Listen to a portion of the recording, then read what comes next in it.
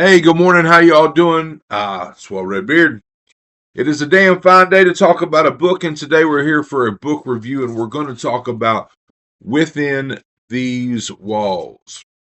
I just finished this, and I immediately wanted to talk about it.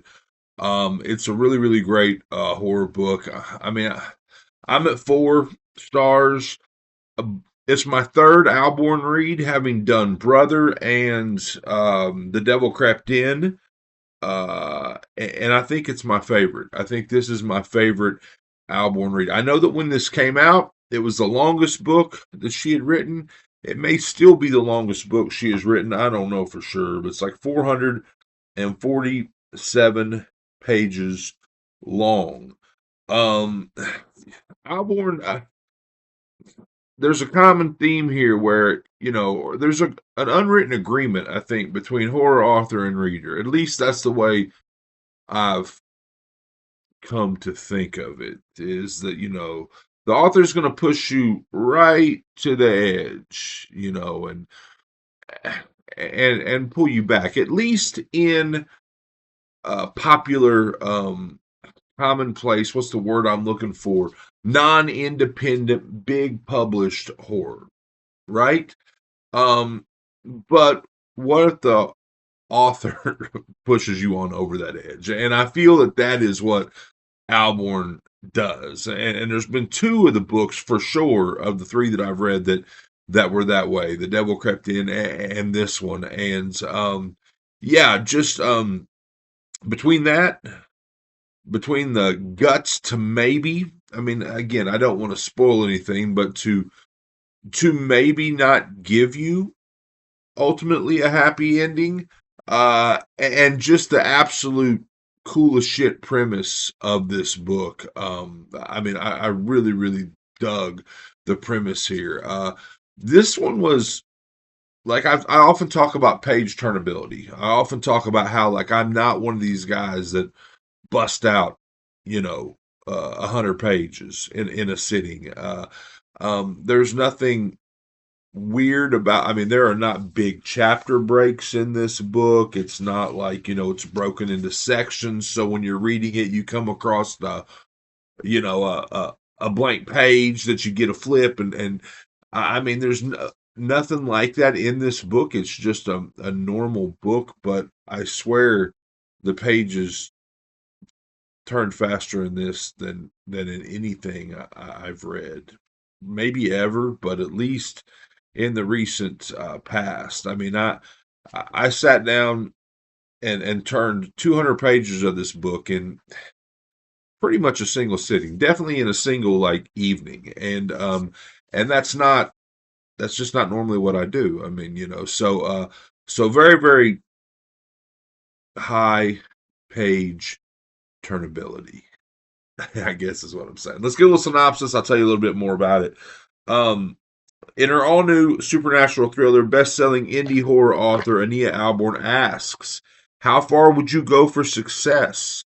What would you be capable of if the promise of forever was real? With his marriage on the rocks and his life in shambles, washed-up true crime writer Lucas Graham is desperate for a comeback. One more shot at the best-selling success he once enjoyed. His chance comes when he's promised exclusive access to death row inmate Jeffrey Halcomb, the notorious cult leader and mass murderer who's ready to break his silence after 30 years, and who contacted Lucas personally from his maximum security cell. With nothing left to lose, Lucas leaves New York to live in and work from the scene of the crime, a split-level farmhouse on a gray sanded beach in Washington state, whose foundation is steeped in the blood of Halcomb's diviners, runaways who were drawn to his message of family, unity, and unconditional love. There, Lucas sets out to capture the real story of the departed faithful, except that he's not alone. For Jeffrey Halcomb promised his devout eternal life, and within these walls, they're far from dead. So yeah, I mean, killer premise.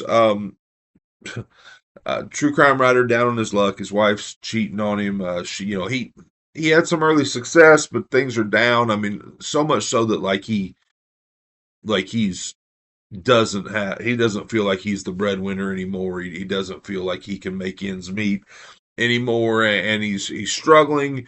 And this dude reaches out, 30 years later, has talked to nobody, has spoke to no reporters, had taken no interviews. And the gist is that, in a house on the beach in Washington State, um, 8 people died, in a circle, heads pointed to the center, feet pointed out like a star formation, and in the middle, the cops bust in, and Jeffrey Halcomb has a woman slashed open and a baby, and okay, look, that's premise.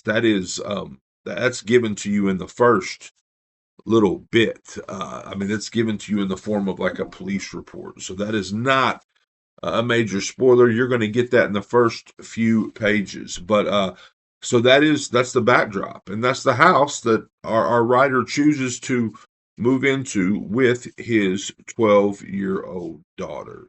One thing that stood out to me, and I'm going to mention it, and I've raised two. I've got a 20-year-old and a 17-year-old right now, but like the way she was written, the way that this 12-year-old was written, like some of the stuff, like I thought she was like 16. I thought she was like older, like until it kept being reinforced that she's only 12. I'll mention that. They go to the house, and he goes up to the prison to try to interview the dude, and the dude backs out. I mean, after he's already moved all the way across the country and procured this house. I mean, after all of that, the guy turns his back and won't let him in. So um, it's just this spiraling, unraveling of all these things coming together, and it's told in a little bit of a back and forth where we're flashing back to like Audra Snow, who is um, the woman who lived in this house that she met the cult on the beach, invited him to the house, and so on and so forth. But yeah, this is a really, really cool horror book. I mean, I really, really dug it. I'm 4 to 4.5 on this one. I think it is my favorite Ahlborn so far. I've got Seed on hand now, and that's the one that I had seen all over social media. That's the one I had seen that kind of got me on the Ahlborn kick, but I haven't read it yet. So that'll be the next one I'm doing.